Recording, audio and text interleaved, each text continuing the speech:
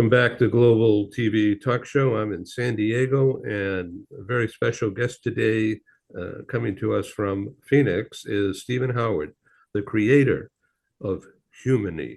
What is Humany? It's a mindset. It launched into a book and speaking engagements, and I have note takers galore joining us here, as everybody is interested. So, Stephen Howard, welcome. Thank you, Ed. Good to see you. Ron, Ken. Good to be Great, with you, thank you. Stephen. All right, so this particular program honors and uh, brings focus to Humany mindset. I'm going to read this. Humany mindset for the workplaces. As my role as editor and publisher of Global Business News, I recognize people and companies that are doing extraordinary things. Uh, I'm not getting paid to say this. This is an honest feeling, and it just is a natural feeling for me. I'm really happy to be able to do this and to recognize a number of people and companies, uh, originally just starting off to early January. It's now taking the whole month and even expanding into February. People are communicating in unique ways. What Stephen Howard has done is he's created a mindset, uh, a methodology, a reason of being. So this is a communicator award recognizing Stephen Howard for establishing Humany mindset for the workplaces, the why, the what, the how to do it, how to get it done, how to experience it. Welcome, Stephen Howard. Thank you, Ed. Thank you very much. Glad to We be want here. to want to talk about the awards that you've won. Please don't be shy. Um, you're being recognized by authors, by Amazon, and by organizations for this unique work. How did you wake up one day and come with this idea? Well, that's a great question, Ed. I actually didn't wake up with it. I was actually sitting on my balcony in Mexico City, having a glass of red wine and watching the sun go down behind the little mountain near where we lived. And I was thinking about COVID, and this is during COVID, and how coming out of COVID, leadership needed to change and how leadership needed to be more people focused. And I wrote down the word human. And I started thinking we lead human beings. We don't lead assets. We don't lead resources. We lead human beings. We lead people. And then for some reason, I just paused and thought just how wonderful it was where I was. It was quiet, peaceful. I just felt like my life was in harmony at the moment. So I wrote the word harmony on the paper. And then I just added the word humanity in there somewhere during my thinking and created played around with the words and came with the idea of humany, Humony, as a mindset, as a way of first for leading people, and now humany mindset. I've extended it into our interpersonal relationships with everybody and how we interact with one another as human beings. So it's gone beyond the workplace now.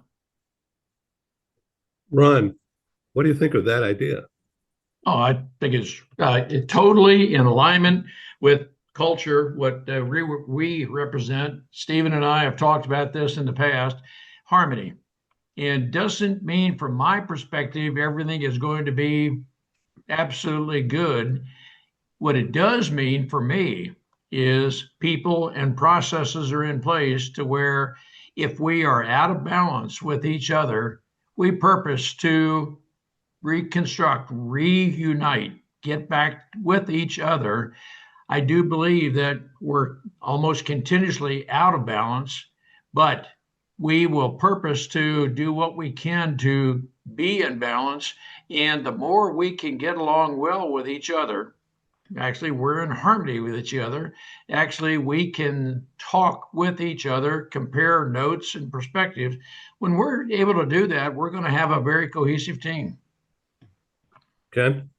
Oh, absolutely agreed. And if the humany mindset can truly be incorporated into the minds of individuals across the organization, whether they're in leadership positions or dealing with members of their team, but truly incorporate it, believe it, follow it, and behave in a way that reflects that mindset, everybody is going to win.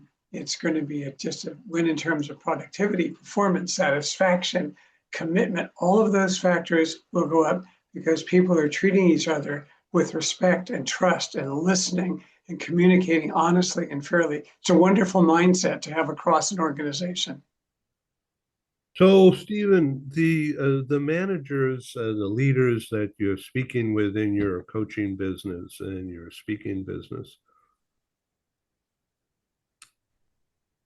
is it a no-brainer to them? Do they buy into what you're saying right away and ask about uh, presenting it to the workforces?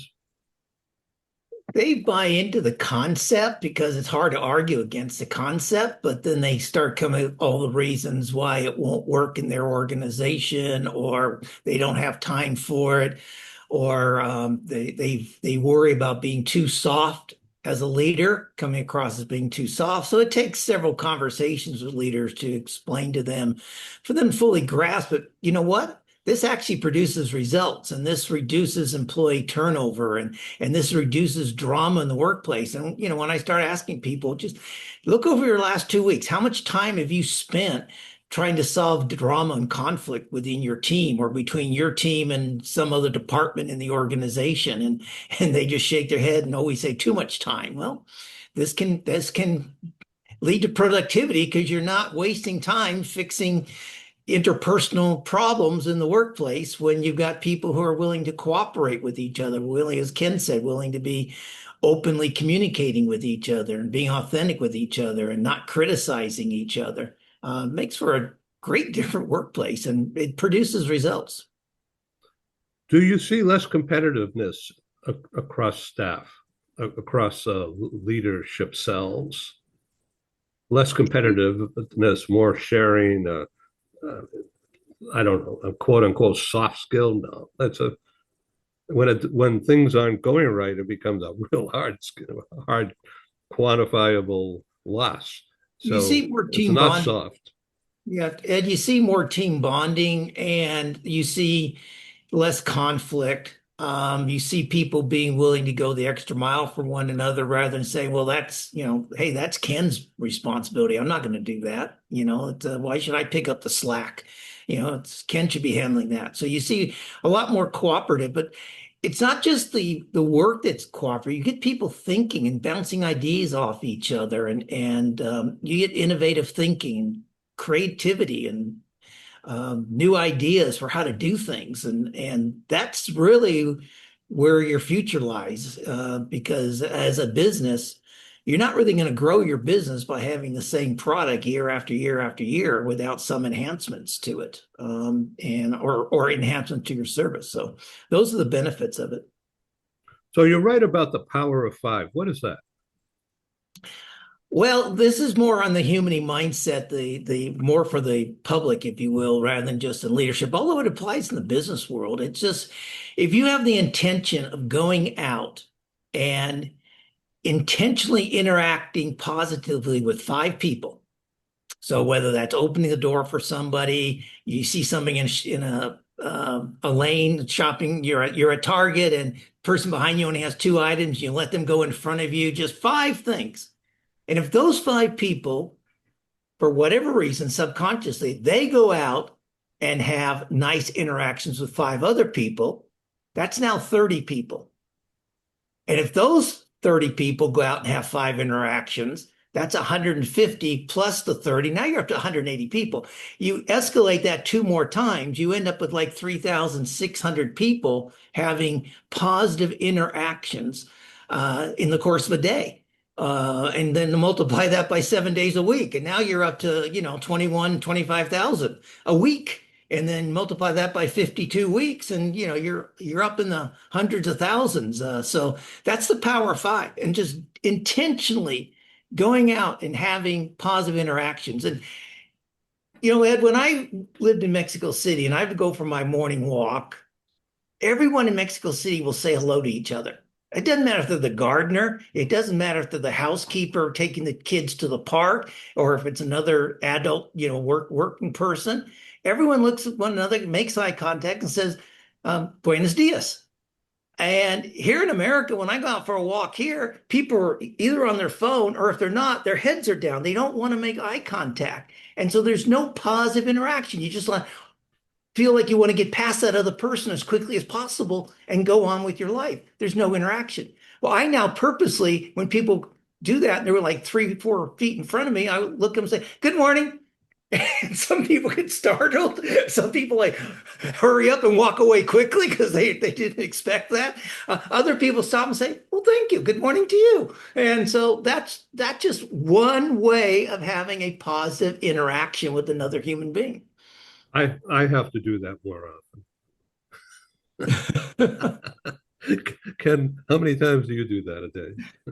Well, I could bring in a witness. My wife says when we go on our walks, I'm Mr. Chatty. I say hi and hello to everybody. I just think that's, if you will, part of being human. And it doesn't matter what they're doing. Just, "Hey, good morning. How are you?" And they respond. They people are like, "Oh, I'm being recognized."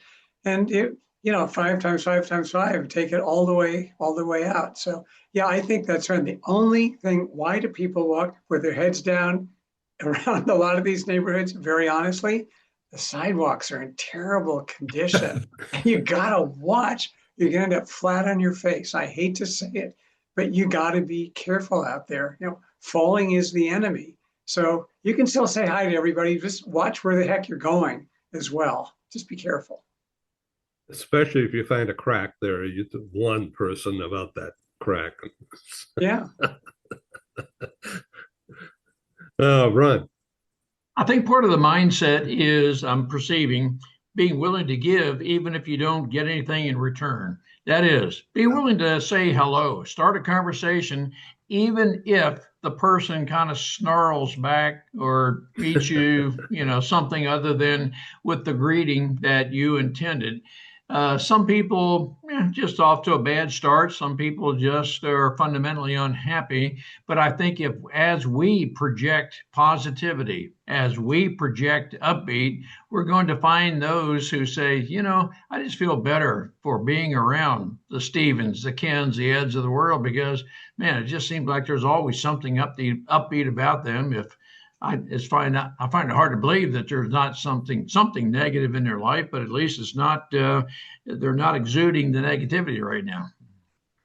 So, Stephen, I want to ask you to move to the left or the right so people out there can look at this artwork behind you. And this is a book cover, right?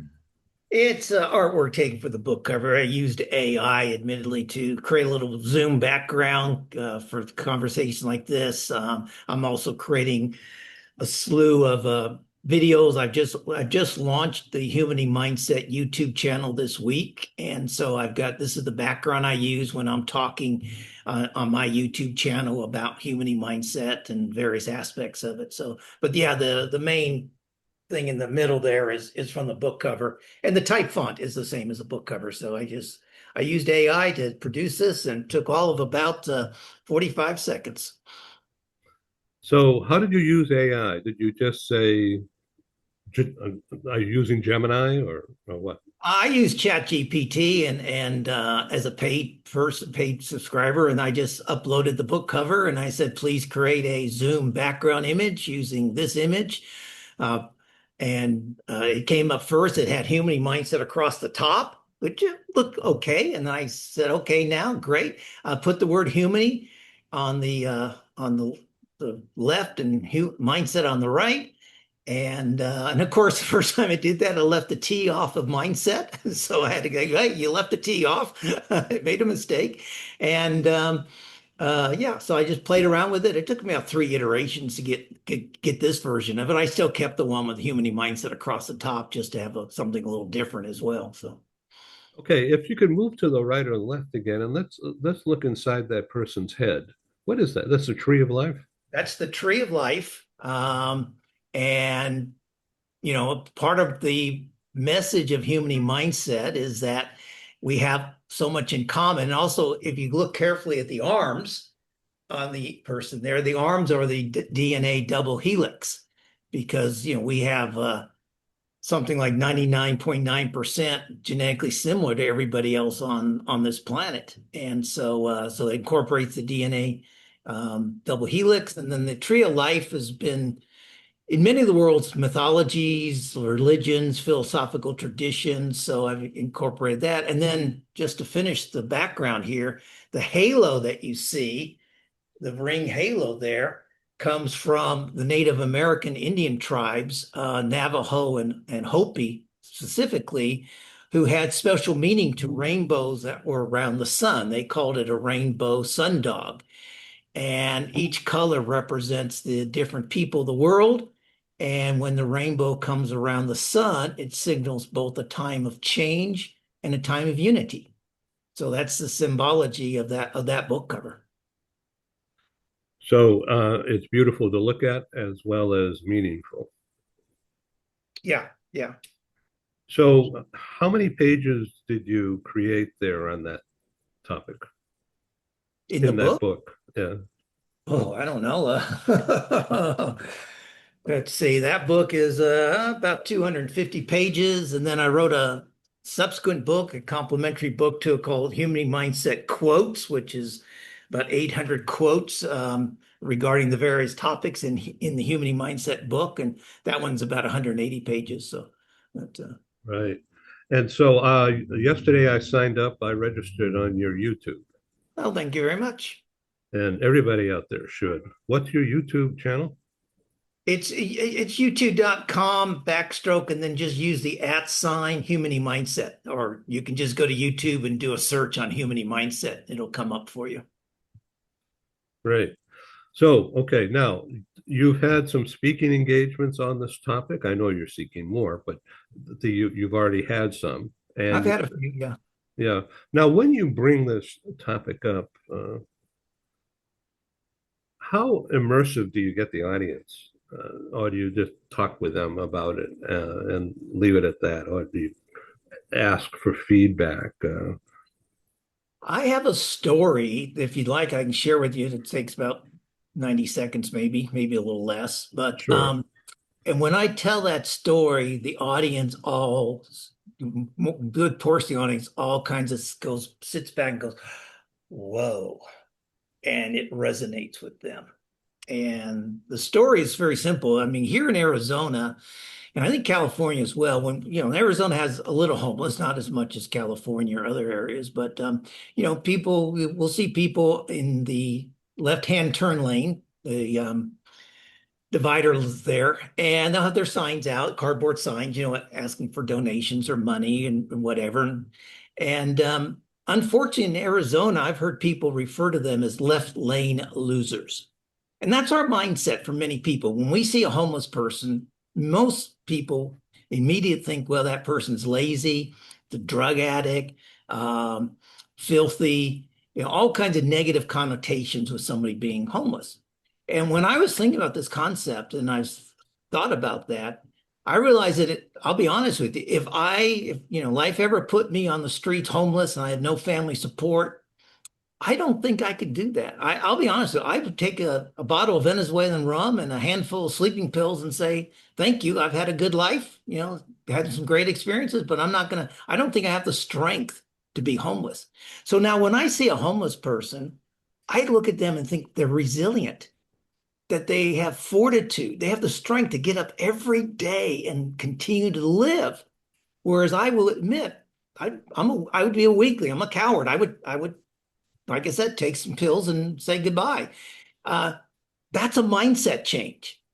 And when I tell that to an audience, a little longer version of that, again, they just sit there and go, wow, because they all think, yeah, that's what I think too. And so just changing your mindset will change the way you interact with those people. So even now, when I admit, I have not lived a human mindset my entire life. This is something I came up with a few years ago, and I've been changing the way I interact with people. But now if I see a homeless person, even if I don't donate any money, if I'm sitting like in the back of an Uber and see it, I'll at least acknowledge them. I'll look at them. I'll smile. I'll acknowledge. And if I'm walking and I see a homeless person, I'll at least make eye contact and acknowledge their existence. And if nothing else, that at least shows that I recognize them as a human being. And that is a huge mindset change.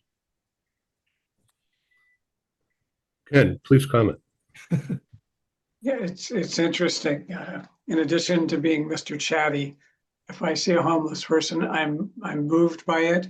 In many cases, obviously not all, these are veterans who served the country. Perhaps they came out with PTSD, and maybe there's some subsequent drug addiction, all that they've given to the country. And I agree, what fortitude to get up every day. And I don't care even if it's in LA where it's not 14 degrees, nonetheless, what they're doing. And I try when I can to always give them something, and I will say thank you to them. And I just hope and pray that things will turn around for them, that something good will happen. If it's just giving them something, at least that's a start. But I think it is so sad. I think it's an unfortunate failure of our society that so many people are suffering this way. This is America, and I just feel that we've got to do a better job taking care of the homeless. I think that we're seeing more in this direction, but it really has to be done. Meanwhile, as an individual, I do what I can and make donations to a lot of the organizations that feed the homeless. I think it's important, and I just do that as well. So I don't just talk about it. And that's what human mindset is, Ken, is doing what you can in your community. None of us are going to solve world peace. None of us are going to solve the hunger crisis in Africa. None of us are going to end a war, but we can all do something that will make our neighborhoods, our communities a little better place for our children and grandchildren to inherit. And that's the basic concept of human mindset. I want to bring to the audience attention here as we come to a close in the next few minutes. This program is unrehearsed and not scripted by design. And what you're watching is original.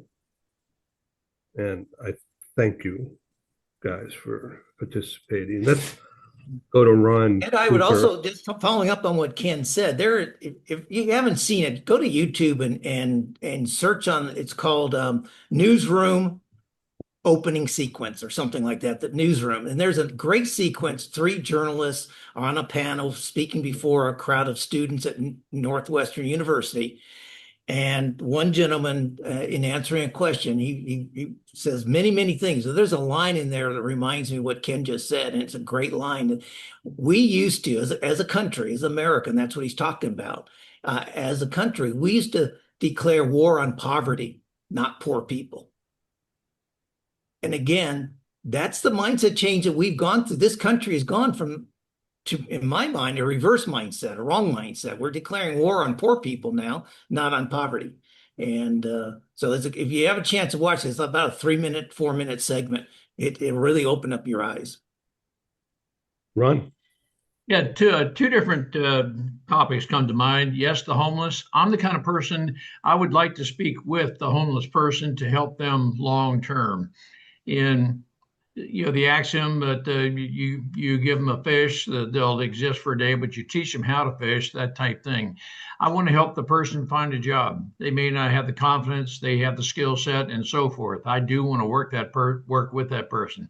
The second type person is I have in the last 6-7 years, I have been mentoring. Marty and I both have been mentoring 2 inmates.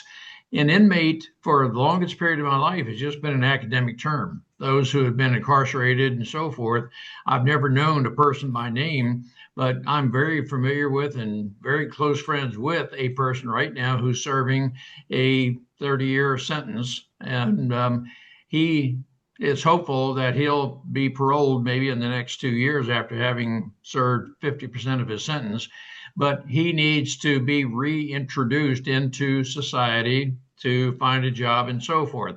I'm mentoring another person who used to be a drug offender who is right now very functional in society. We've helped to reintegrate him into society. But to me, that's what Stephen is talking about is one aspect of humanity, to be willing to work with people.